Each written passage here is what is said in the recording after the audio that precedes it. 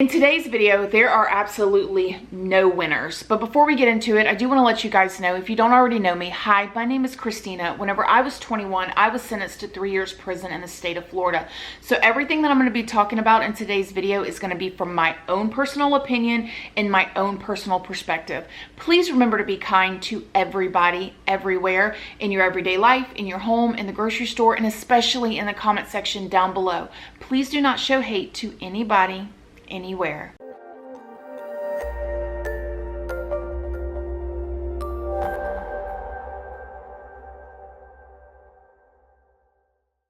Good morning, my lovelies, my beauties, my friends. My name is Christina and welcome to my channel. If you're new here, thank you so much for clicking on this video. I really hope that you will subscribe, stick around, take a chance on hearing some things that I have to say, and if you are a returning subscriber, y'all already know, y'all are my babies. So good morning, good morning, good morning. How is everybody doing today? I hope you all are having an amazing day. So today's video is not clickbait. We do have a YouTuber, unfortunately, that has been arrested for second-degree murder.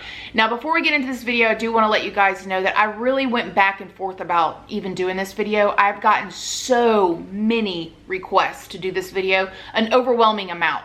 And part of me was like, you know, this is too fresh. The situation that we're going to be talking about today happened in this month, May of 2020.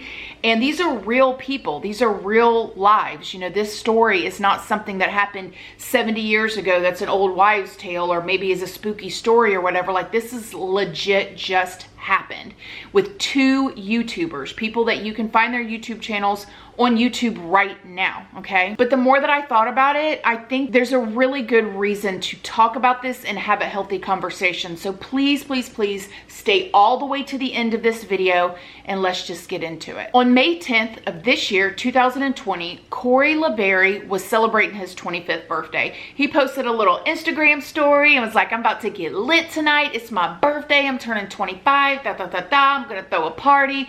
He had a lot of fans. If you guys didn't know who Corey was, he was a young guy that was from Australia. He moved to California. He had a lot of friends. He hung out with a lot of YouTubers and he had a lot of people that really, really loved him and still do. But unfortunately, after his birthday party on May 10th of this year, he decided to get into a car with somebody that he considered a very good friend of his, Daniel Silva. Daniel Silva is 27 years old and he's known mainly for his presence on Ink Masters. He's a tattoo artist. He has a YouTube channel here and he had a lot of friends too. Now, what we know, allegedly, what happened was Corey got into the car with Daniel and they were driving down the road. Supposedly, Daniel was going super fast in the car. He loses control of his vehicle. He runs off the road. He hits a stop sign, hits a tree, and crashes his car. Now, when he does, like, citizens stop to help and like they're over there coming over like, oh my gosh, what's going on? What's going on? Daniel, the driver, tries to get out of the car and flee. And the citizens and the people that were standing by was like, no, no, no. They held him. They kept him from like leaving the scene of the accident. Well, the fire department gets there, the cops, the first responders, everybody get there and they end up taking the two guys to the hospital. Now, Daniel Silva, the 27-year-old driver, he ended up having a broken hip and some other non-life-threatening injuries.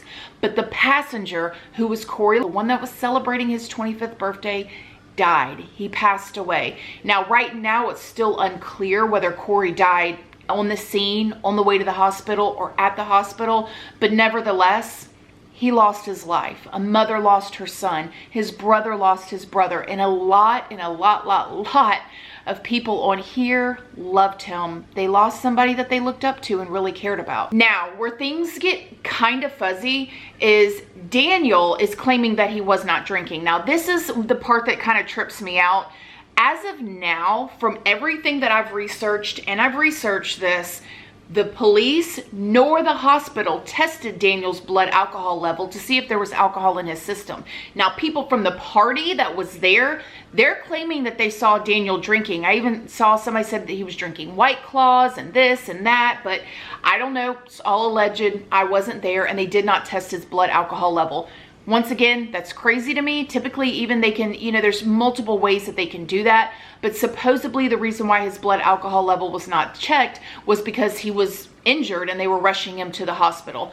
But nevertheless, when he gets to the hospital, I mean, Corey's family's in an outrage about this. Like, everybody's upset. And Daniel ended up getting charged for second-degree murder and was placed in jail on a $2 million bail for this. Now, for a while, we didn't hear anything from Daniel or from an attorney or anything like that, but his attorney has released a statement, and we'll get to that a little bit later. A lot of rumors are going around online right now. There's rumors going around that people, and this is, you know, I hate to say this, but this is normal. People do this. People speculate. People are saying things like they think Daniel did it on purpose, or this was a plan, or da-da-da-da.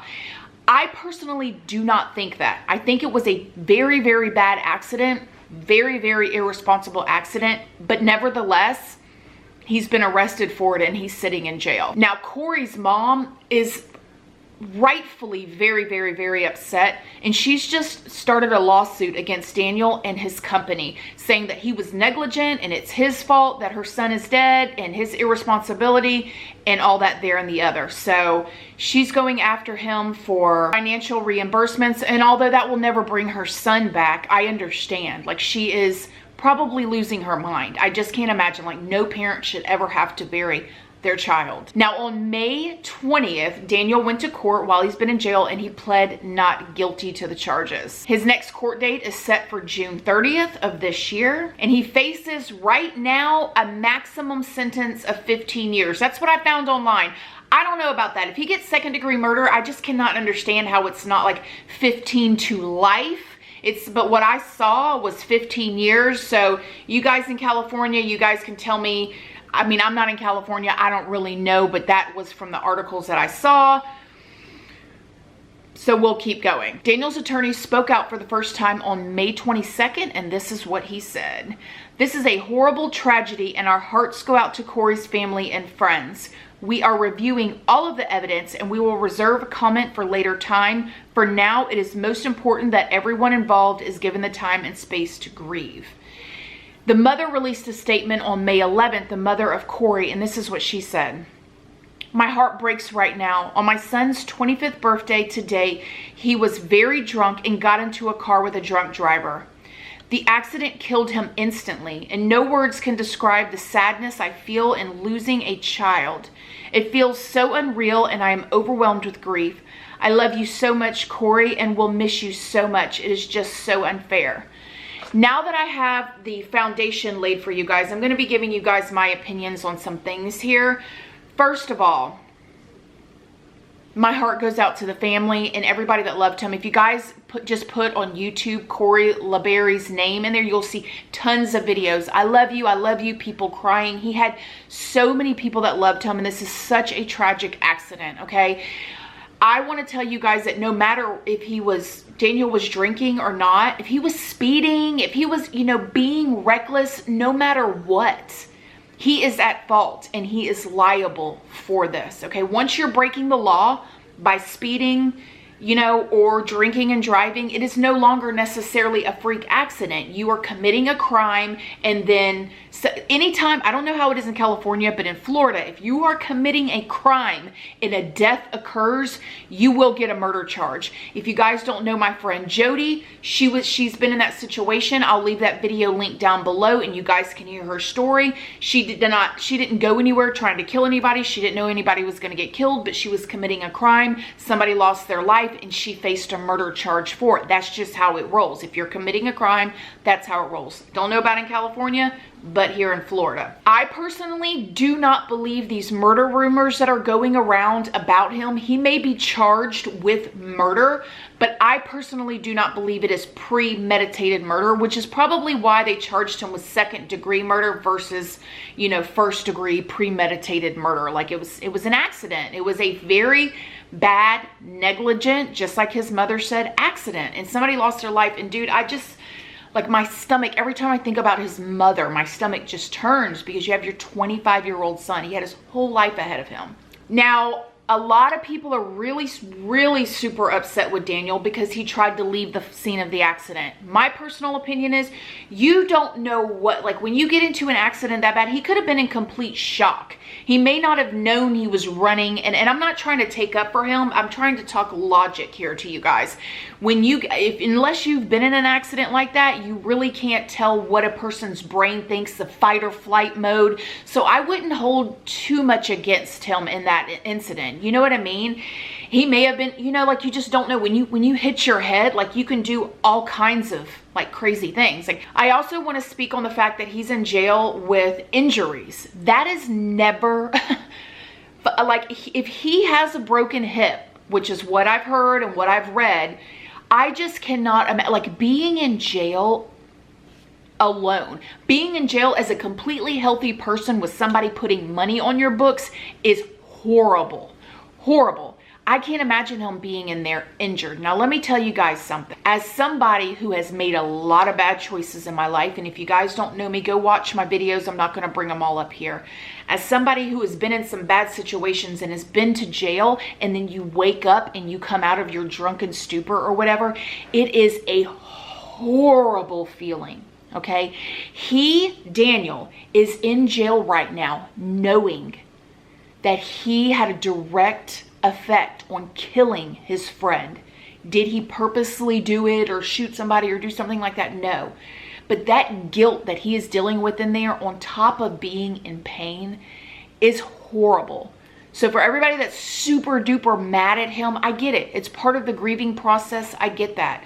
But please know that he's not having it easy in there. And I don't know him. I have never even heard of him until y'all told me to research this and make a video. I'm not taking up for him. I don't know him. But I'm just telling you guys logical facts. There ain't nobody in jail saying, hey, your hip hurts. Let me help you out of that chair. Here, let me prop your feet up. Or here's a nice whatever. Here's a nice warm meal. Like, it ain't like that in there. He ain't getting no special kind of treatment.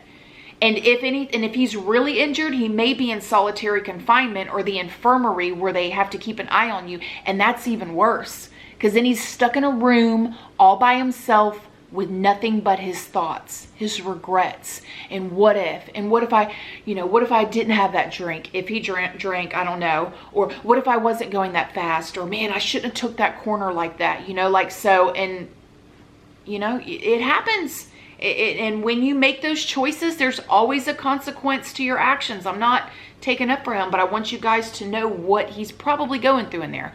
I'm not asking you to feel sorry for him. I don't know him, but I just want you to think about that. There are no winners in this situation. I don't care if the mother sues him for $10 million. That will never bring her child back. As a mother, it hits home. You find out you're pregnant for the first time. She found out she was pregnant. She saw the little pregnancy thing. She got excited. She felt her baby boy grow inside her tummy. She helped him to walk. She helped him to talk. She helped him to learn to feed himself and use the bathroom and run and play sports, and then eventually move to LA and chase his dreams. And then it's over in a split second. And if any of you guys have ever watched my videos, and if you haven't, please do. And I say this all the time, it only takes one decision in a split second and your life is changed forever. Daniel Silva's life is changed forever. Forever. This will be something that he thinks about when he is 80 years old. And his family, and all of Corey's family, and anybody that loved him, all of their lives are changed. When we make decisions, we don't just affect ourselves. We affect the people around us, the people that care about us. And if this is not just, Corey was literally on Instagram talking about, yeah, it's my 25th birthday, and he probably had all the best intentions. But it takes one decision. And I urge my parents out there to talk to your kids, okay? A lot of the times we think as parents, oh, it ain't gonna be my kid. No, my kid would never do that. My kid would never drink and drive. My kid would never drive at those high speeds. My kids would never get in a car. Nobody thinks that their kid would until it happens. And my people out there that have a couple drinks and think it's gonna be okay, one day it's not gonna be okay. Okay, nobody that dies in a car accident, and I want you to think about this, nobody that loses their life in a car accident wakes up that morning and goes, hey, I think I'm gonna wreck my car today. Or hey, I think I'm going to get into an accident. Nobody thinks that. Everybody thinks it's not gonna happen to me. but it happens. So please, for the love of God, my parents out there, you need to talk to your kids. Talk to them. If you guys watched my video on my second channel, my Q&A with my husband and my Q&A with my son, my oldest son, I'm not going to get into it. I'm not going to make this about us, but just talk to your kids. Give your kids a way out. Let them know, like, listen, I'm not giving you permission to go out and drink with your friends, especially if you're under 21. This is not permission. But if you ever get yourself in a situation, you call me and I'll order you an Uber. You know, like, talk to them. Because this kind of stuff happens. It's devastating, you guys. I will keep up with this if you guys want me to, with the court situation on June 30th. Me personally, I don't think the murder charge is going to stick. That's just me. I think it's going to get lowered. This is what I think is going to happen. We'll see. I think they're going to scare the poo out of him with the murder charge. And then I think they're going to offer him a plea deal for manslaughter, vehicular manslaughter. And I think he's going to get some prison time. It would be a miracle if he didn't. And if he don't, it's going to be a long, extensive probation that's in house arrest or something like that. Okay? But I think that's what's going to happen. I think it's going to get lowered. And if you guys watch my videos, you know I've told you a million times, the most people that I saw while I was in prison myself was for DUIs. DUI manslaughter. It happens all the time. It happens so much. So please, again, talk to your family members, talk to your children, talk to your nieces, your nephews, your grandkids, whatever. You know. Ugh. All right, guys. Let me know what you think in the comment section down below. As always, my loves, please do not forget to like this video. It's a free way that you can help your girl out. And until next time, I love you guys so very much.